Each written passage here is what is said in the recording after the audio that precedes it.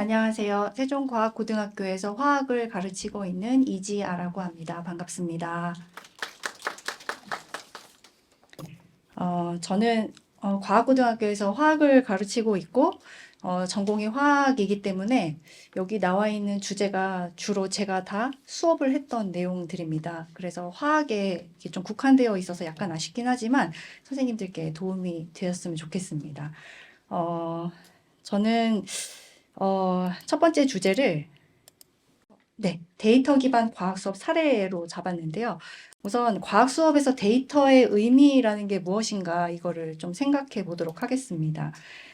최근에 제가 집에서 그 로봇 청소기를 구입을 했습니다. 그 로봇 청소기를 구입한 이유는 여름에 너무 더운데 청소를 하기가 너무 힘이 든 거예요. 그래서 애들 둘 있고 너무 귀찮고 힘들고 이래서 나도 이제 문명의 이기를 누려보겠다 이러고 이제 구입을 했습니다. 근데 로봇 청소기가 혼자 이렇게 돌아다니는 걸 보면서 제가 생각을 좀 해봤어요. 청소라는 건 과연 무엇인가? 청소라는 게 무엇인가? 그래서 일상생활에서 기술의 진보는 어떻게 일어나는가? 그래서 빗자루, 이게 가장 이제 고전적인 거죠. 고전역학을 이용하는 청소 방법.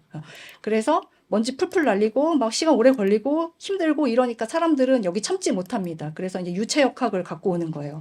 그래서 빨아들이는 겁니다. 빨아들여서 먼지 풀풀 날리는 거 해결하고 시간 오래 걸리는 것도 해결했지만 힘든 건 여전히 남아 있어요.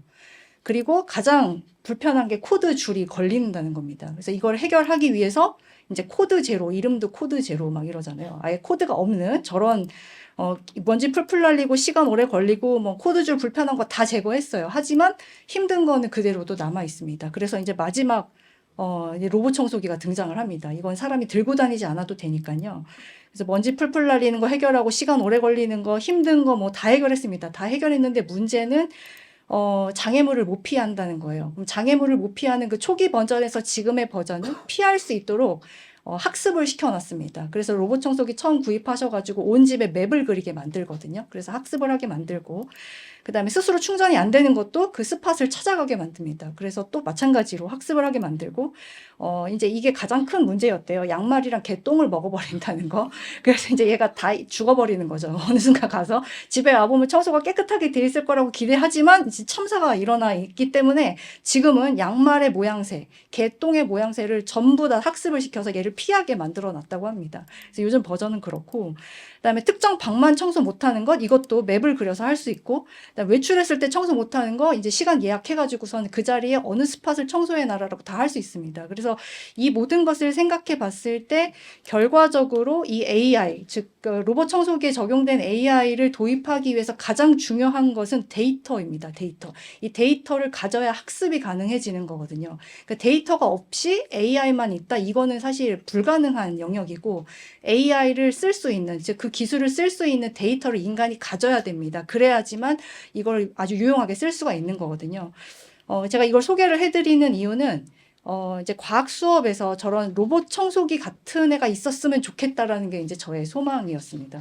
그래서 그동안 이제 빗자루도 쓰고 선생님들의 전문성에 따라서 뭐 빗자루도 쓸 때도 있고 그다음에 뭐 그냥 진공청소기 코드 달린 거 쓸 때도 있고 코드 없는 거 쓸 때도 있고 이건 선생님들이 적재적소에 이제 쓰시잖아요.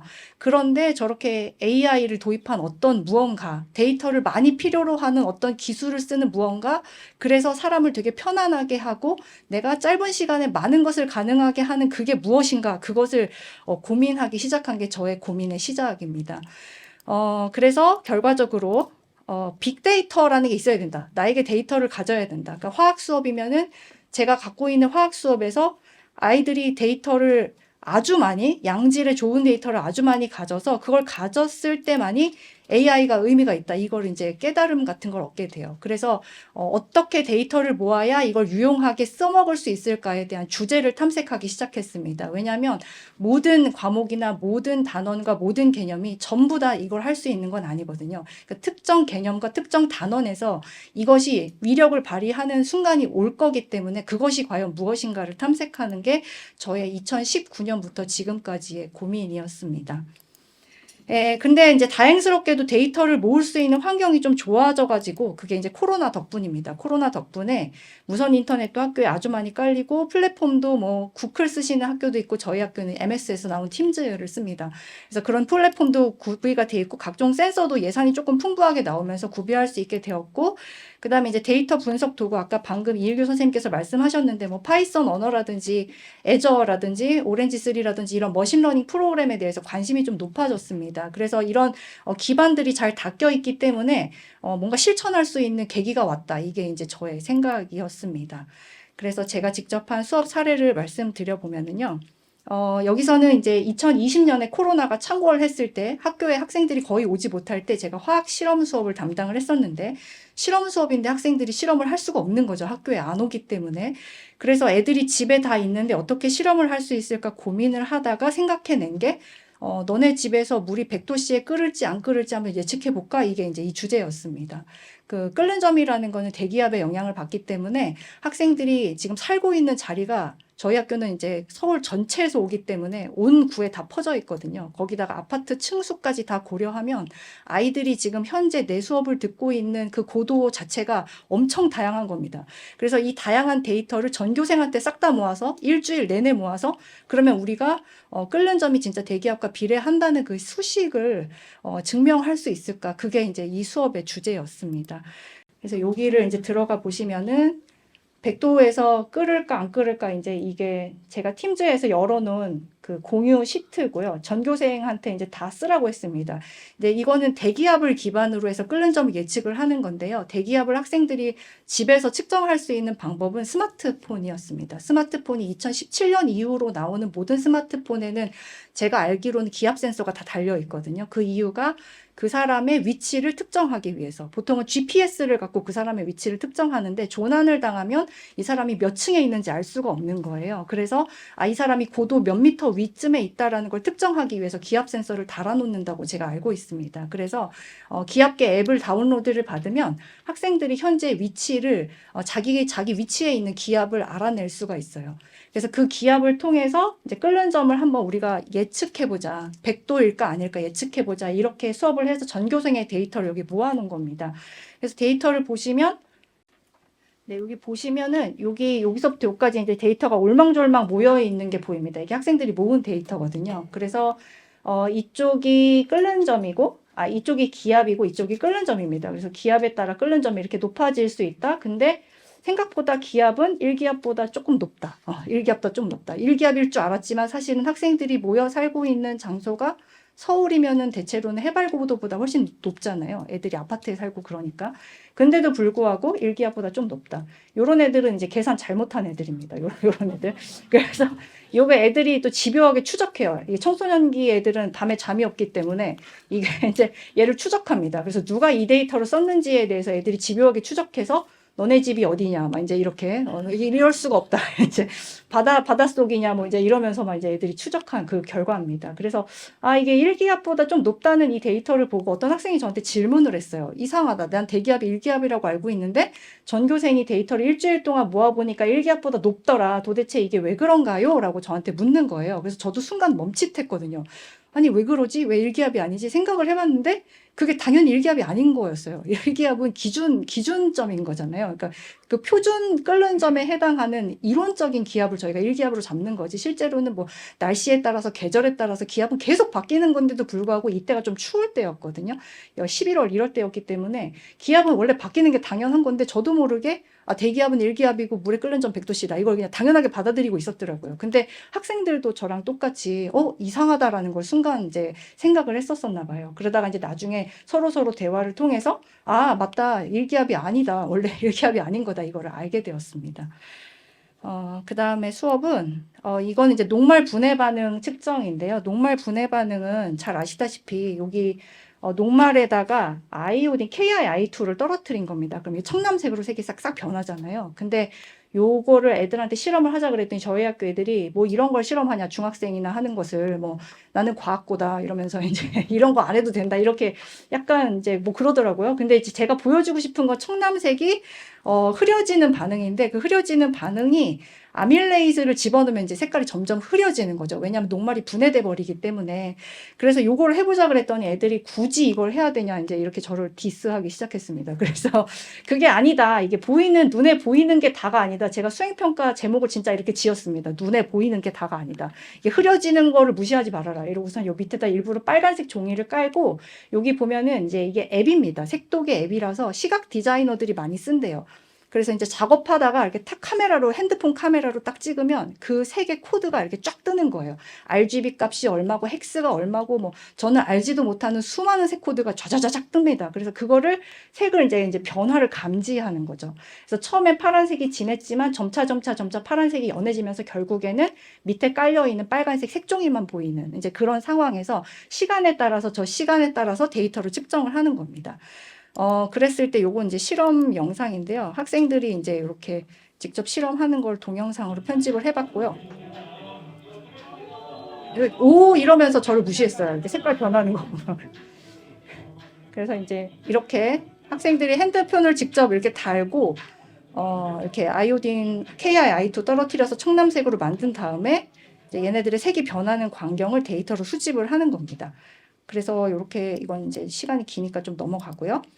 그랬을 때 데이터를 모으면 요게 한 10분 정도 그 변화의 데이터를 계속 찍는 겁니다. 별로 작업이 필요 없고 아까 말씀드린 그 색독의 앱은 사실은 여기에 보면은 관역처럼 생긴 부분이 있어요. 요 자리를 사람 손으로 탭해야 되거든요. 그래서 저는 이제 잘 몰라서 애들한테 전부 탭하라 그랬는데 애들이 놀고 있더라고요. 안 하고. 그래서 이놈 새끼 이러고서 이제 왜 안 하냐 이러고 혼나려 갔더니 게임을 열심히 하는 애가 여기다 오토클리커를 설치해가지고 오토클리커는 사람 손으로 차마 터치할 수 없는 0.25초 간격으로 이걸 터치할 수 있게 만들어주거든요. 그래서 그걸 이미 여기다 딱 올려놓고선 이거 놀고 있더라고요. 그래서 다다다다다다 찍어가지고 데이터를 이제 모으는 겁니다.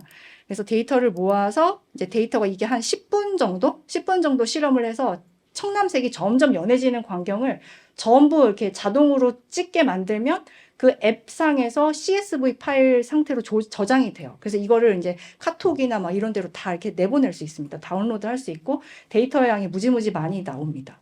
그래서 이 중에서 그 특정 데이터를 선택을 해서 이게 화학에서는 이제 분광광독의 원리라고 해서 비어람버트 법칙이라는 수식이 있는데 그 수식을 제가 템플릿으로 살짝 짜가지고 학생들한테 나눠줬어요. 그래서 색이 변하는 광경에 그 색이 변한다. 그 데이터. 그러니까 색이 청남색이 연해진다. 그 데이터만 여기다 한번 밀어 넣어봐라. 그래서 여기 컬럼을 보시면 주황색, 파란색, 노란색 컬럼이 있는데 이거는 각각 녹말의 농도가 점점 연해지는 겁니다. 그래서 녹말이 진했을 때, 녹말이 조금 연했을 때, 더 연했을 때 그때 청남색이 연해지는 그 광경을 농도로 환산을 해가지고 수식으로 대입을 하면은 반응 속도에 대한 그래프를 볼 수가 있습니다. 초기 반응 속도 빨랐다 점차 느려지고 그 다음에 초기 반응 속도에서 농도가 높으면 높을수록 반응 속도가 빠르다. 예, 그거를 볼 수가 있어요. 그래서 이 세 개의 데이터를 굳이 농도를 세 개를 다르게 해서 제가 측정을 했던 이유는 아까 그 제목처럼 눈에 보이는 게 다가 아니다. 이게 여기서 끝나는 게 아니고 저기에 이제 도함수, 이제 초기 속도 값을 도함수에 0을 집어넣으면 초기 속도가 되는 거잖아요. 그 초기 속도 값을 세 점을 찍어가지고 저 아래쪽에 있는 선형 그래프를 보시면 저게 그 대학교의 분자생물학에 나오는 개념이거든요. 분자생물학에서 저 아밀레이스, 제가 썼던 아밀레이스가 특정 온도에서 어떠한 속도를 갖는지에 대한 상수값을 구해낼 수가 있습니다. 그 미카엘리스 멘텐 상수 뭐 이렇게 얘기를 하는데요. 그래서 그 데이터, 즉 색이 연해진다는 데이터 하나만으로도 너가 알지도 못하는 어떤 그 굉장히 고차원적인 대학교 생화학에서 내지는 분자생물학에서 배우는 그 개념을 도출할 수 있다는 것을 제가 보여주고 싶었습니다. 그래서 이 실험을 통해서 제가 보여주고 싶었던 건 데이터가 무진장 힘이 세다 이거를 보여주고 싶었어요. 데이터가 엄청나게 힘이 센 거다. 그래서 이게 이제 학생들이 요까지 나왔을 때 이제 저를 더 이상 무시하지 않았습니다. 오 이렇게 하고 이제 더 이상 무시하지 않았고 여기 이제 선형으로 그려져 있고 여기 이제 상관관계를 보시면 0.99 몇이거든요. 그러니까 상관관계 굉장히 높은 데이터가 여기 나와 있습니다. 그래서 데이터가 무진장 짱 힘세다. 이걸 이제 제가 보여주고 싶었고요. 그 다음에 이제 요거는 제가 작년에 실험을 했던 건데 3학년 학생들을 데리고 무려 통과를 실험을 해봤습니다. 제가 3학년 저희 학교에서는 AP라는 거를 배우는데요. 이제 3학년 심지어 2학기 때 수능을 얼마 남지 않고 입시가 얼마 남지 않은 아이들을 대상으로 해보고 싶었어요. 그 이유는 제가 코로나에 한번 걸려버렸기 때문인데 코로나에 걸려서 그 다음에 그 슬라이드 먼저 보여드리면 생활치료센터를 갔는데 이걸 강제로 아침 저녁으로 채우더라고요. 작년 11월에는 엄중할 때여서 제가 잡혀갔거든요. 생활치료센터에. 근데 이거를 아침 저녁으로 계속 이걸 해가지고 산소포화도를 계속 측정을 해서 앱에다가 보고를 해야 돼요. 그게 만약에 산소포화도가 90 밑으로 떨어지면은 바로 응급실로 보내버립니다. 저를 생활치료센터에서 빼서. 근데 그 이유가 그때 당시 델타 변이가 있을 때였는데 코로나에 감염이 된 사람이 폐가 저지경이 되도록 숨이 차지가 않대요.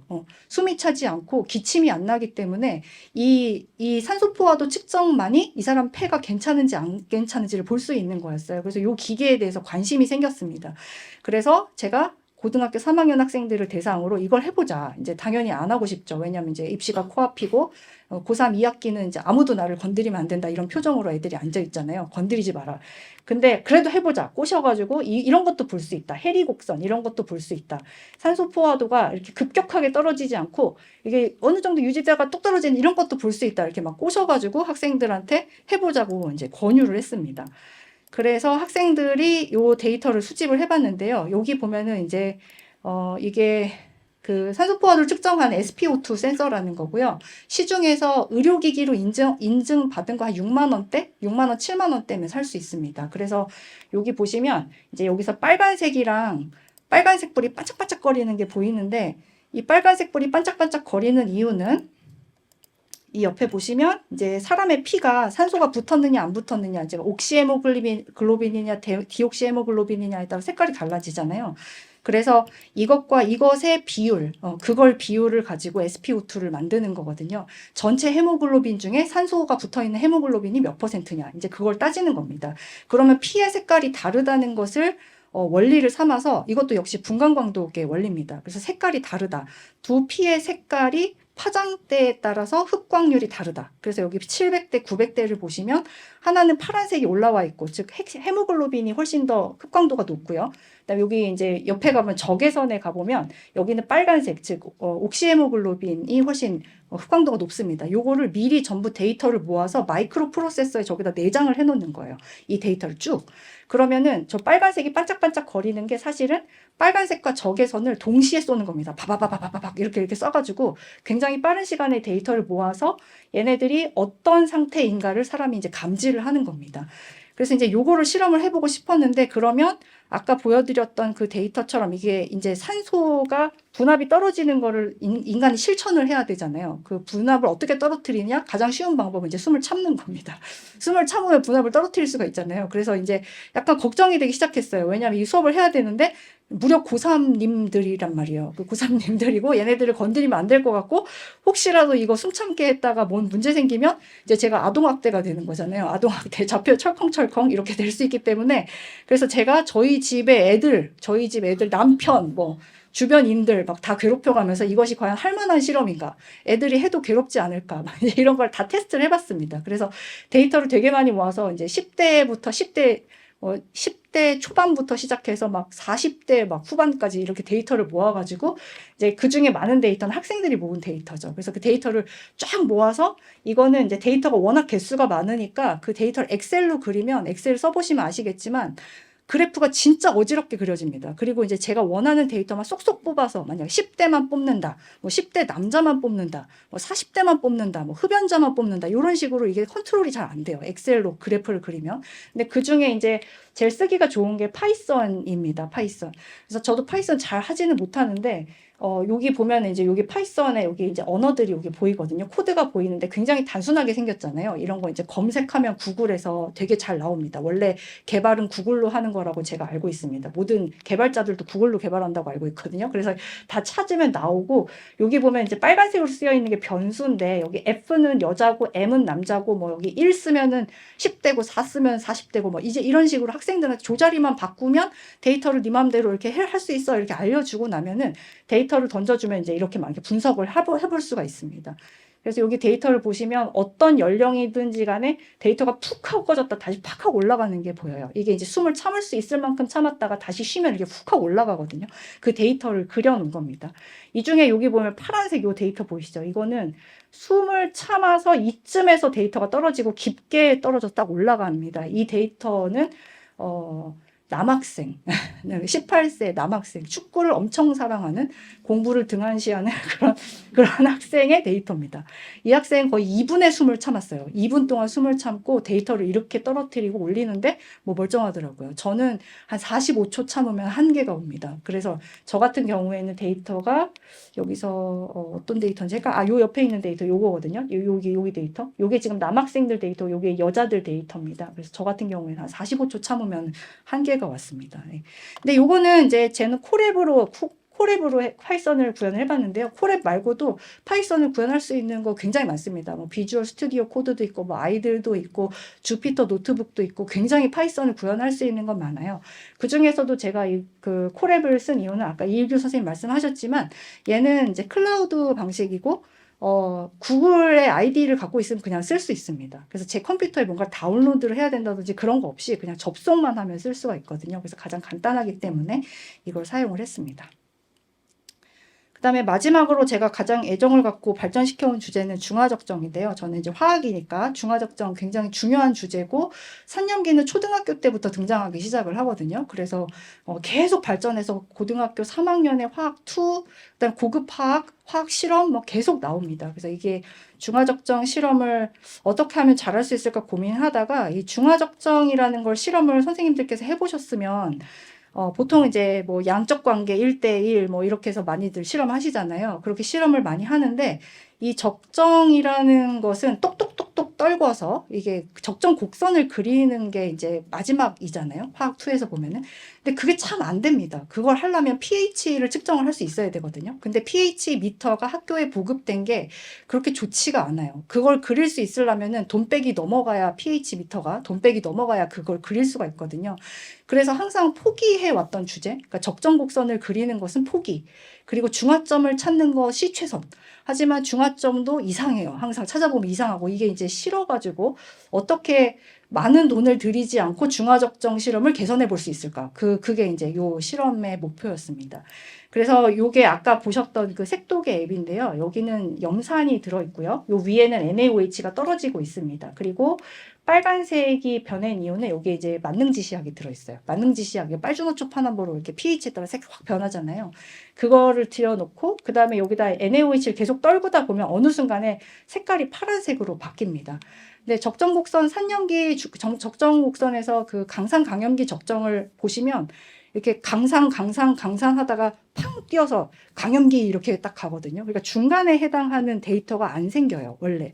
그래서 이게 만능지시약을 쓰면은 빨간색 준호초를 못 볼 수 있겠다, 이게 이제 생각이 들었어요. 이게 분명히 만능지시약을 넣고 중화적정을 하면은 준호초가 안 보일 거다. 이걸 생각을 해서 진짜 해봤더니 빨간색에서 바로 파란색으로 탁 바뀌어버립니다. 그러면 요때 요 시점, 바뀌는 요 시점을 포착해야 되겠다. 이걸 생각을 해서 결과적으로 똑같이 데이터를 모읍니다. 색깔이 변하는 그 데이터를 쭉 모으는 거예요. 그럼 이제 계속 빨간색이었다 어느 순간 파란색으로 팍 바뀔 거잖아요. 그 시점이 언제냐, 그 지점이 언제냐, 그거를 해서 결국 그래프를 그려보면 이제 이렇게 그려집니다. 네. 그래서 여기서 빨빨빨빨 하다가 펑 뛰고 이제 파 이렇게 딱 시작되거든요. 그러면 요 지점이 중화점일 것이다.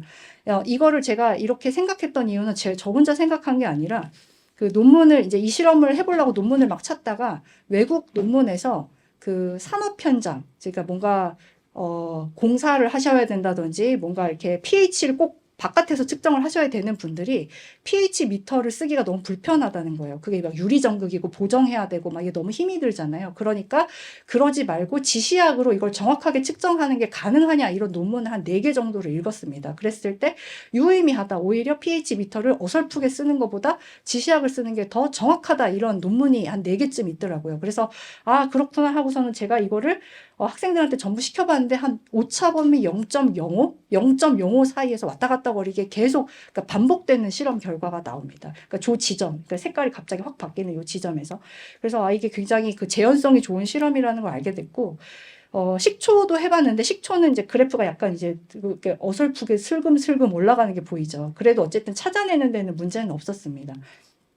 그래서 결과적으로 이 데이터를 쓰면은 고가의 기자재를 대체할 수 있습니다. 고가의 기자재, 그러니까 pH 미터 100만 원짜리 없어도 되고 핸드폰만 있으면 되고 뭐 만능 지시약 몇 방울 있으면 되고 그다음에 한 모둠당 뭐 이런 데이터를 오토클리커 이렇게 설치하면은 별로 손 안 대고도 계속 모을 수가 있고요. 반복 실험의 재현성이 굉장히 높습니다. 그래서 이게 나름 재밌었던 실험입니다. 근데 이제 요 실험에 약간 아쉬웠던 점이 뭐냐면 이게 원래 식초의 중화적정 곡선, 그러니까 약산을 강염기로 적정하면은 이렇게 그래프가 안 나오잖아요. 이렇게 슬금슬금 올라가다가 완충 구간 생기다가 이렇게 탁 하고 올라가거든요. 그렇게 되어야 되는데 이제 여기서 이게 안 보인다는 겁니다. 그래서 이걸 어떻게 개선할 수 있을까 고민을 하다가 그러니까 실제로는 아세트산을 교과서 이게 화학원에 나옵니다. 아세트산 중화적정하는 게 나오는데 화학원에. 근데 이렇게 그래프가 나오지 않는다는 게 좀 아쉽고 그다음에 요 세 개의 포인트 동그라미 친 요 포인트 굉장히 중요한 포인트거든요. 첫 번째는 아세트산 농도에 따른 pH고 이 두 번째 동그라미는 이걸 통해서 아세트산의 이온화 상수를 알 수 있습니다. Ka를 알 수가 있거든요. Ka. 그다음에 세 번째 여기가 이제 중화점에 해당하는 포인트입니다. 저 세 개의 포인트를 아까 색도계 앱을 갖고 한 걸로는 이렇게 딱 찍을 수가 없어요. 저 지점이 어디다 이렇게 찍을 수가 없다는 그런 아쉬움이 있어가지고 어떻게 이걸 개선할 수 있을까 고민하다가 제가 작년에 3학년 가르치고 올해 다시 1학년으로 내려왔습니다. 그래서 이제 기회다. 그래서 1학년이 왔으니까 해보자. 이래서 고려해야 되는 것이 이제 이게 제가 그동안 되게 많이 고민을 했던 내용이 여기 다 담겨 있는데 50분 안에 할 수 있어야 됩니다. 왜냐하면 선생님들이 2시간 수업하고 싶으시지만 수업 변경 이게 보통 일이 아니잖아요. 그러니까 50분 안에 수업해야 되고 그 다음에 이 두 번째 이거 정말 별표를 하고 싶은데 왜냐하면 이게 정보나 데이터를 과학 수업에다가 접목을 시킬 때 주객이 전도되는 경우가 있어요. 이게 나는 무엇을 가르치고 있는가 이제 이런 생각이 들 때가 있거든요. 그래서 나는 화학을 가르치고 있다라는 게 꼭 이렇게 아이덴티티가 설 수 있게 그렇게 하고 싶었고 그 다음에 이걸 통해서 기존의 과학 수업보다 뭔가 이렇게 확장할 수 있는 그런 사고력 그런 게 있었으면 좋겠다 이런 생각이 들었습니다. 그래서 프로젝트는 이렇게 사전교육하고 그 다음에 실험 수행도 해보고 그 다음에 데이터 분석도 해보고 뭐 이제 이런 식으로 3차 시에 걸쳐서 했고요.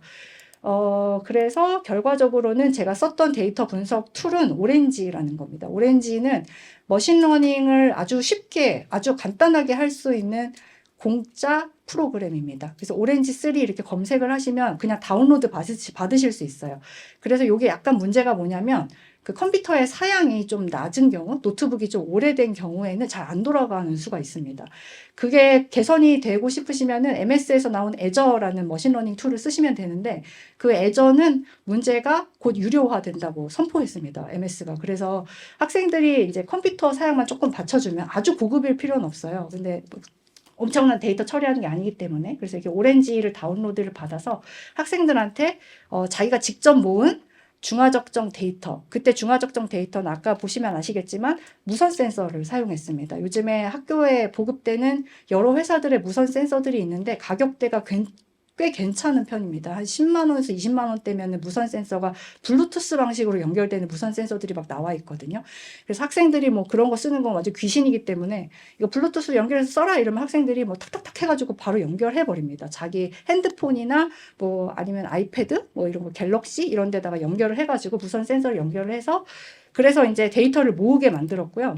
그래서 학생들이 직접 모은 데이터를 엄청나게 데이터가 많으니까 모든 조가 하나씩 데이터를 모으면 이게 막 몇백 개 이렇게 나오잖아요. 뭐 세트가. 그래서 그 데이터를 어떻게 처리할 수 있을까? 엑셀로 그려보면은 그래프가 중화적정 곡선이 이렇게 그려지긴 하는데 막 어지럽게 수백 개가 막 겹쳐가지고 도대체 뭘 봐야 될지 알 수 없을 정도의 그런 데이터가 그려지거든요. 그래서 요거를 쓰면은 좀 좋겠다. 그래서 오렌지 3를 썼고요. 여기 보시면 이게 이제 위젯이라는 겁니다. 그 위젯은 이렇게 탁 클릭하면은 여기 캔버스에 내가 쓸 수 있는 기능이 딱 떠요. 아니면 이렇게 끌어다가 놔도 돼요. 끌어다가 놔서 데이터를 넣는다, 표를 그린다, 뭐 한다, 그래프를 그린다, 뭐 이런 식으로 이렇게 옛날 초등학교 때 선입기 하는 것처럼 데이터 넣고 선입기, 데이터 넣고 선입기 뭐 이런 식으로 하면은 제가 생각하는 흐름에 따라서 데이터를 처리를 할 수가 있습니다. 그래서 이 데이터를 처리를 해서 이게 그린 게 요 그래프입니다. 요 그래프고 이건 학생이 직접 모은 데이터고요. 여기 보시면 데이터가 중화적정 데이터가 이렇게 모인다라고 되어 있고요. 여기서 X축이 pH고요. Y축이 빈도입니다. frequency, 빈도. 그러니까 그 1초 동안에 얼마나 많은 데이터가 모여 있느냐 이런 뜻이거든요. 그래서 요거를 약간만 생각해 보면 pH가 증가할 때 데이터의 개수가 늘어났다 감소하거든요. 그 이유는 여기서 데이터 변화량이 정체되어 있기 때문인 거거든요. 데이터가 급격하게 안 변하고 슬금슬금 변하니까 데이터가 그 자리에서 많이 모이는 겁니다. 그러면 그걸 아까 중화적정 곡선에 대입을 해보면 변화량이 가장 작은 구간, 그게 바로 아까 제가 말씀드렸던 반당량점이라고 불리우는 KA를 구할 수 있는 값이거든요. 그래서 요 지점을 읽고, 여기는 이제 데이터가 있거나 하나 있거나 바닥에 깔려 있거나 이런 식으로 되어 있습니다. 요 지점은 데이터가 엄청 급격하게 변하는 거예요. 그러니까 데이터가 찍혔다 안 찍혔다 막 이러는 거거든요. 그러면 이 지점은 결과적으로 확 올라가는 그 구간이 되는 겁니다. 그래서 여기 두 데이터를 읽어서 KA 값과 우리가 중화점을 한번 생각해봐라 너희들이, 이렇게 해서 학생들한테 알려주고, 이 데이터를 학생들한테 모아서 여기 아직 실어놓진 않았는데 모아서 학생들한테 이걸 계산을 하게 만들었는데, 그때 전교생의 평균값이 여기가 이제 4.74잖아요. 이런 값이 전교생 평균값이 4.7이었습니다. 4.70. 그 다음에 여기가 8.72였는데 전교생 평균값이 한 8.7 정도 됐었거든요. 그러니까 나름 그럴싸하다. 그럴싸하다. 완전 정확하진 않지만 원래 이게 상수값은 온도에 영향을 많이 받잖아요. 그래서 이게 온도가 25도로 딱 맞춰지진 않았기 때문에 나름 그럴싸하다 이런 생각이 들어서 이런 데이터를 통해서 결과적으로는 포기해야 됐던 것들을 찾아낼 수 있는, 그리고 이제 이런 곡선을 그리는 것도 예전보다 훨씬 쉬워진, 무선 센서 하나 사가지고 자기 핸드폰 내지는 아이패드 연결해가지고 쓰면 되거든요. 그래서 여기 이런 데이터를 해석하기가 편해졌다. 예, 이렇게 생각합니다. 그래서 결과적으로 이제 학생들이 이런 수업을 통해서 어떻게 느꼈는지에 대해서 받아둔 건데요. 이거 보면은 여기 너무 학생이 옹 이런 게 있단다 이렇게 써놨더라고요. 그래서 그림을 보면은 자기한테 그렇게 하는 것 같아. 그런 게 있어. 이렇게 얘기하는 것 같았다는 거예요. 근데 이걸 직접 자기가 그려보면서 뭔가 머릿속에 그려지는 느낌이 났다. 이렇게 써놨고, 그 다음에 평소는 눈으로만 했는데 이렇게 융합과학탐구 저희 학교 과제연구라고 불리우는 그때 이걸 한번 써봐야 되겠다. 이렇게 학생이 써놨습니다. 그리고 이 학생은 정말 인상적인 학생인데 정말 훌륭한 학생입니다. 이 학생이 이걸 배우고 이 오렌지3의 기능이 궁금했던 거예요. 그래서 생명과학 시간에 대사증후군을 배우면서 저 HDL 혈증을 가진 사람이 고혈압이 높다 이런 걸 배웠대요. 그래서 자기가 궁금해서, 저희 2년에 한 번씩 건강검진 받잖아요. 저는 몰랐는데 그 데이터를 전부 성별 나이로 분류해가지고 데이터를 올려놓더라고요. 공공 데이터 포탈에다가. 저는 몰랐습니다. 근데 그걸 자기가 다운로드를 받아가지고 진짜 그 둘 사이에 상관관계가 있는지를 본 거예요. 전 국민의 상관관계를. 그랬을 때 결과적으로 이게 리니어 리그레션이니까 선형회귀거든요. 선형회귀를 했을 때 음액값이 나오더라. 그러니까 맞다는 거죠. 이렇게 맞다는, 그러니까 진짜 레알 데이터, 성인들을 대상으로 한 레알 데이터가 그걸 증명하더라. 이걸 학생이 굉장히 인상적인 학생이었습니다.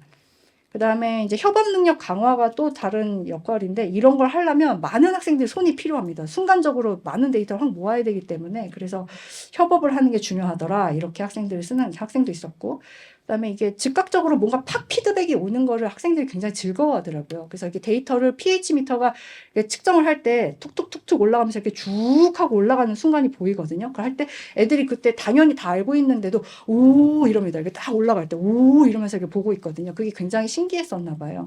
그래서 흥미가 있었다. 그 다음에 데이터를 엑셀 파일로 갖고 있으면 오렌지3 잘 할 수 있겠더라. 그 다음에 이 학생은 정보 굉장히 잘하는 학생이었는데 오렌지3는 안 써봤대요. 근데 뭐 자기 같았으면 잘난 척을 한 것 같아요. CSV 파일을 파이썬으로 열고 스케치 런너 같은 걸 데이터 정지한 다음에 뭐 모듈을 갖고 와서 시각화하고 뭐 중점 프로그램에 이렇게 했을 텐데 오렌지3니까 안 해도 되더라. 이제 자기도 이거 써봐야 되겠다. 이제 이렇게 써봤습니다. 그래서 결과적으로 제가 말씀드리고 싶은 건 우리에게 로봇 청소기는 무엇인가? 로봇 청소기가 교실에서 어떻게 구현될 수 있을까? 이것이 어떤 곳에 적합한가? 요만한 그 휴지 하나 줍겠다고 로봇 청소기를 작동시키는 건 이게 안 될 일이잖아요. 근데 그게 아니라 뭔가 어떻게 적합한 곳이 있거든요. 그 곳을 찾아내다 보면은 뭔가 좀 더 풍성한 수업을 할 수 있지 않을까? 그렇게 생각합니다. 이상으로 발표 마치겠습니다. 감사합니다. 네, 선생님.